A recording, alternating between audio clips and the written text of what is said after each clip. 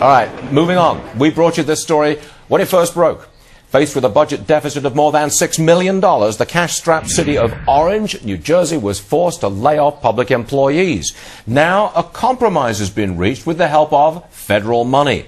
Mayor Eldridge Hawkins joins the company to break the news for us. Eldridge, welcome back. Good to see you. Thank you for having me again. Now, you are, in some respects, typical of what's happening all around the country. That's correct. You're a cash-strapped city. Yes. You were going to you did lay off a bunch of firefighters. You've rehired 12 of them and hired 12 new firefighters, right? Yes, yes. But you were only able to do that because you got a federal bailout, didn't you? No, absolutely not. Yes, you did. No, we did not get a bailout. We did get federal money, but I think what's important to note is that this program was actually conceived under the Bush administration, and that money is given directly to the fire departments to help them comply with the NFPA standards, as you know, in conjunction with FEMA. Okay, you've got $1.2 million.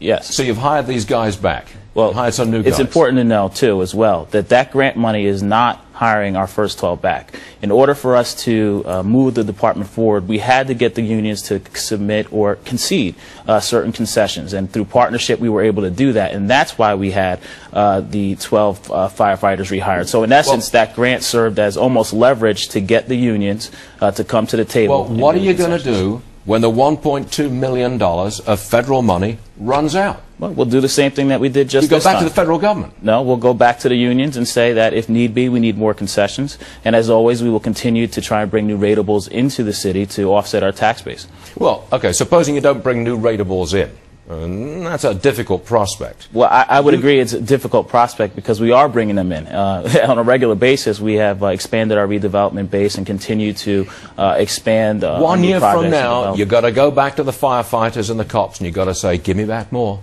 Give me back more. It's quite possible. But again, we are working not just for these concessions, but for systematic changes to the rules and the way government operates, as well as looking at possible shared services and redistricting or fire districts, if you will, as far as merging. Would you actually wait a year, though? Wouldn't this be something that you would commence right now and say, listen, guys, let's work on maybe one or two case scenario, and let's take the worst case scenario and see if we can hammer something together now so that we're not waiting till the last second and it becomes this crazy emergency situation? Well, I think you're absolutely right, and that's why we've been in dialogue with the unions and surrounding towns to find ways that we might be able to partner in the future and merge departments. So that is something that we are looking at, this shared service model, this fire district model. It's something that we continue to evaluate to kind of cut costs. Can your cops and firefighters retire at the age of 50?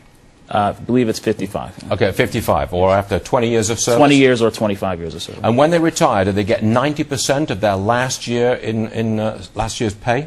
I don't believe it's 90%, but they do get a significant amount of their salary for the remainder of their life, plus health benefits. You can't afford that. Well, the costs do increase every year. And the system does need some change, as well as regular reforms. Again. Well, you see, I'm raising the issue because that's the problem in countless communities all across America. Cops and firefighters and other government workers retire 50, 55 with a huge pension.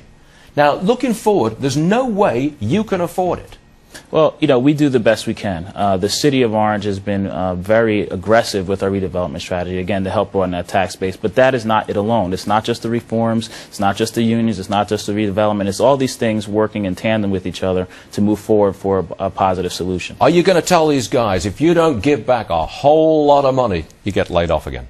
Oh, that's you have to tell them, that is possible. That is what we actually... And maybe next time you won't get a federal bailout, will you? Well, the bailout, again, did not help us bring back the 12 to the extent that these 12 that we just brought back were based on concessions and negotiated givebacks.